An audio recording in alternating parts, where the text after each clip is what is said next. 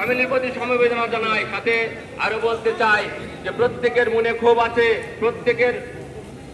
প্রত্যেকের মনে আঘাত আছে। আমাদের মাননীয় এমডি সাহেব, আপনাকে জানা উচিত ছিল যে ড্রাগ ইন্টারন্যাশনালের প্রত্যেকটা ছেলে এক একটা সৎ ছেলে ছিল। আপনার কোম্পানিতে আপনি যখন নির্বাচন করেছেন তখন সবাই সৎ ছিল। মাসের প্রথমে লাখ লাখ টাকা ক্যাশ টাকা ধরিয়ে দিয়েছেন, মাস শেষে সব টাকা আপনার হাতে ফিরিয়ে দিয়েছে। আপনি কি করলেন? আপনি মাথায় ব্রেন টিউমার হয়েছে, আপনি পাটাকে বাদ দিয়েছেন। আপনার যদি দুর্নীতি হয়ে থাকে, আপনার হেড অফিস হয়েছে। আমরা মার্কেটে রোড লেভেলে আমাদের কোনো দুর্নীতি ছিল না। আমরা তিলে আমরা আমাদের ঘাম ঝরিয়ে আজকের এই বিল্ডিং, আজকের যে এমএমইউ, আজকের যে পেট্রো বাণী তৈরি করে আমাদের চাকরি থেকে চাকরিচ্যুত করেছেন। বিনয়ের সাথে বলতে চাই, মরতে হবে। বিনয়ের সাথে বলতে চাই, ক্ষমতা ছিল আমরা মানতে চাই না।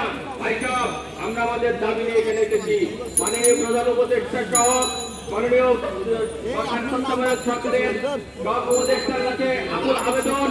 আপনি প্রধান উপদেষ্টাও নির্যাতিত হয়েছেন, সময় নিয়ে মিথ্যা মামলায় হাইকোর্টের দ্বারে দ্বারে করেছেন। আমাদের এখানে অনেকে আছে যাদেরকে মিথ্যা মামলা দেখে লিটন চৌধুরী সরকারের পেট্রো বাহিনী আমাদেরকে হয়রানি করে আইনি ধরে নিয়ে যাওয়ার মতো ব্যবস্থাও করে ফেলেছে। আমরা দ্বারে দ্বারে ঘুরেছি, কোনো রাষ্ট্রীয় অধিকার পাই নাই।